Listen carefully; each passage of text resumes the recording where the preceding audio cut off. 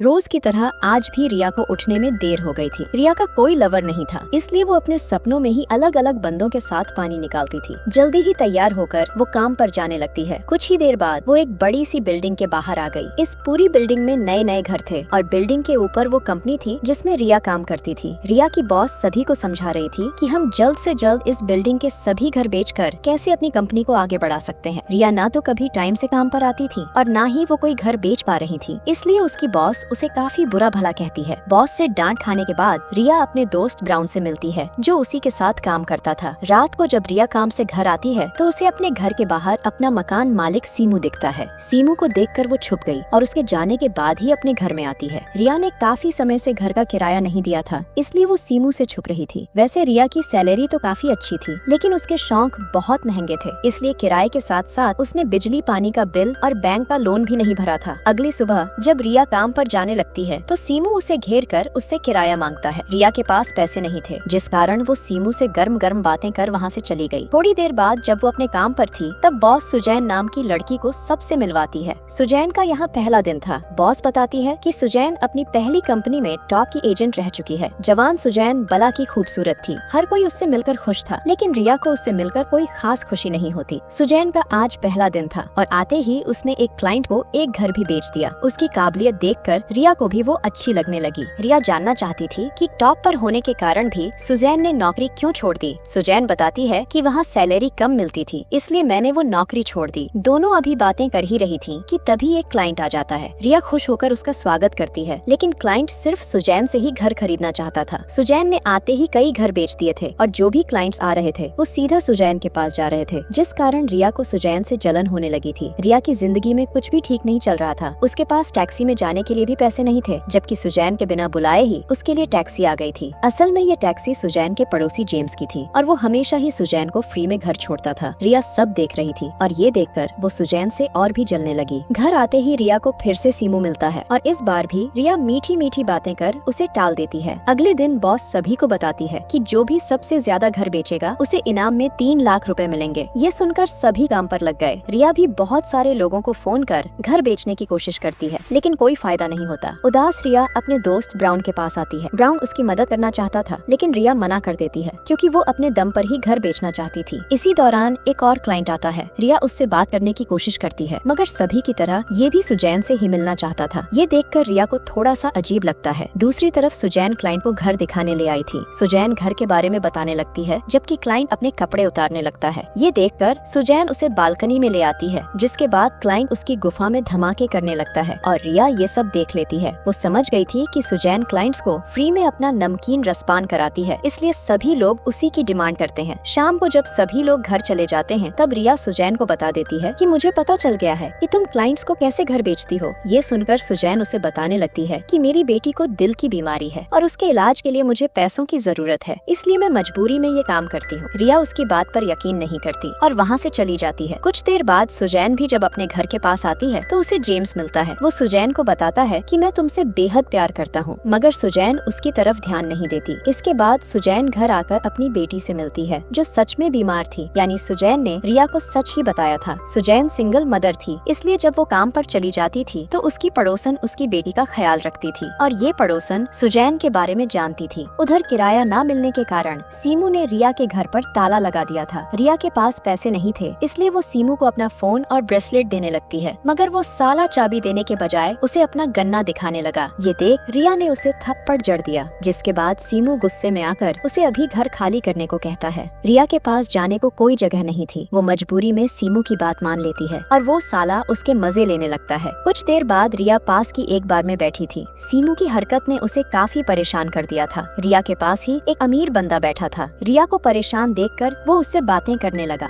दोनों बातें भी कर रहे थे और साथ ही साथ दारू भी पी रहे थे। बातों बातों में रिया उसे घर खरीदने को कहती है और इशारों ही इशारों में उसे ये भी समझा देती है कि अगर वो उसी से डील करेगा तो वो उसका किस तरह धन्यवाद करेगी। अगले दिन रिया अच्छे से तैयार होकर काम पर आती है। जल्दी ही वो बंदा भी आ गया था जिसे वो कल रात बार में मिली थी। घर में आते ही रिया उसका पानी निकालने लगी, जिससे खुश होकर उस बंदे ने एक नहीं बल्कि 3 घर खरीद लिए। अगले दिन जब रिया काम पर आती है तो सभी लोग उसके काम की तारीफ करते हैं। सुजैन भी सब देख रही थी और वो भी उसके पास आकर उसे बधाई देती है। वो रिया से पूछती है कि क्या तुम भी मेरी तरह फ्री में लोगों को खुश करने लगी हो। रिया उसकी बात सुनकर गुस्सा करती है और कहती है कि मैं पैसों के लिए खुद को नहीं बेच सकती। इतना कहकर रिया तो चली जाती है, लेकिन सुजैन मुस्कुराने लगती है क्योंकि सुजैन उस बंदे को जानती थी और उसने सुजैन को सब बता दिया था। अब दोनों लड़कियों में मुकाबला शुरू हो चुका था। दोनों ने कंपनी के लिए क्लाइंट्स की लाइन लगा दी थी, लेकिन ये कोई नहीं जानता था कि ये दोनों घर बेचने के लिए फ्री में बंदों की सवारी करती है। रिया अपने काम से बेहद खुश थी। उसने अपना सारा कर्ज भी उतार दिया था और वो अपने शौक भी पूरे करने लगी थी। उधर सुजैन भी अपनी बेटी का अच्छे से ध्यान रख रही थी। ऐसे ही दिन बीत रहे थे। दोनों लगातार घर बेच रही थी, जिससे कंपनी को खूब मुनाफा हो रहा था। ऐसे ही एक रात दोनों एक होटल में अपने अपने क्लाइंट्स के साथ थी। सुजैन तो अपना काम अच्छे से कर रही थी, लेकिन चालाक रिया मौका देखकर उसकी दारू में नशे की दवा मिला देती है। सुजैन जब उसे पीती है तो वो बेसुध सी होने लगती है। रिया अपने क्लाइंट को बताती है कि सुजैन घर बेचने के साथ साथ अपना जिस्म भी बेचती है। रिया की बात सुनकर वो बंदा सुजैन को अपने घर ले आता है और उसकी गुफा में धमाके करता है। सुबह जब सुजैन होश में आती है तो उसे सब पता चल जाता है कि उसके साथ क्या हुआ। क्लाइंट ने उसे रिया के बारे में भी बता दिया था। कुछ देर बाद सुजैन अस्पताल में थी क्योंकि उसकी बेटी की तबीयत काफी खराब हो गई थी। सुजैन को पैसों की सख्त जरूरत थी ताकि अपनी बेटी का इलाज करवा सके। वो अपने नए पुराने सभी क्लाइंट्स को फोन करती है ताकि वो लोग उसे घर खरीद लें और इनाम के पैसे लेकर सुजैन अपनी बेटी का इलाज करवा सके, मगर कोई भी उसकी मदद नहीं करता। जो लोग पहले सुजैन सुजैन करते थे वो सभी अब रिया से ही डील करना चाहते थे। सुजैन तो ये काम मजबूरी में कर रही थी, जबकि रिया को इस काम में मजा आ रहा था। काफी कोशिशों के बाद सुजैन को एक क्लाइंट मिल जाता है, मगर जैसे ही रिया की नजर उस पर पड़ती है तो वो उसके पास आ जाती है। सुजैन उसे समझाती है कि हमारी तो कोई दुश्मनी भी नहीं, फिर तुम मेरे साथ ऐसा क्यों कर रही हो। रिया कहती है कि मैं ये सब पैसों के लिए कर रही हूँ। सुजैन आगे कहती है कि मुझे मेरी बेटी के इलाज के लिए पैसों की जरूरत है, इसलिए मेरे क्लाइंट्स छीनना बंद कर दो। लेकिन रिया उसका मजाक उड़ाने लगती है। सुजैन की बेटी की तबीयत बेहद खराब होने लगी थी। उसे जल्द से जल्द ऑपरेशन की जरूरत थी, लेकिन सुजैन के पास इतने पैसे नहीं थे कि वो उसका इलाज करवा सके। कुछ देर बाद सुजैन जेम्स के पास आती है। वो कोई काम करवाना चाहती थी, जिसके बदले में वो जेम्स के साथ सोने को भी तैयार हो गई थी। अगली शाम रिया एक टैक्सी से घर की तरफ जा रही थी और रास्ते में उसे नींद आ जाती है। कुछ देर बाद जब उसकी आंख खुली तो उसने देखा कि टैक्सी तो जंगल की तरफ जा रही है। रिया जल्दी जल्दी टैक्सी रोकने को कहती है और जैसे ही टैक्सी रुकती है रिया उतरकर भागने लगती है। ये टैक्सी जेम्स की थी। वो जल्दी जल्दी रिया को पकड़ता है। रिया मदद के लिए चिल्लाती है, लेकिन उसकी आवाज कोई सुन नहीं पाता। जेम्स पहले रिया के साथ जबरदस्ती करता है और फिर उसे जान से मार देता है। अगली सुबह सुजैन जेम्स से मिलने आती है। जेम्स को रिया के पास जो पैसे मिले थे उसने वो सारे सुजैन को दे दिए। असल में सुजैन ने रिया को समझाने की बहुत कोशिश की थी, लेकिन जब वो नहीं मानती तब सुजैन ने जेम्स से कहकर उसकी जान ले ली, क्योंकि सुजैन को हर हाल में पैसों का इंतजाम करना था। कुछ समय ऐसे ही बीत जाता है और सुजैन को बेस्ट एजेंट होने का इनाम मिल जाता है। सुजैन को इनाम के पैसे भी मिल गए थे, जिससे वो अपनी बेटी का अच्छे से इलाज करवाती है। और इसी के साथ इस कहानी का यही अंत हो जाता है। हमारी वीडियो देखने के लिए बहुत बहुत धन्यवाद।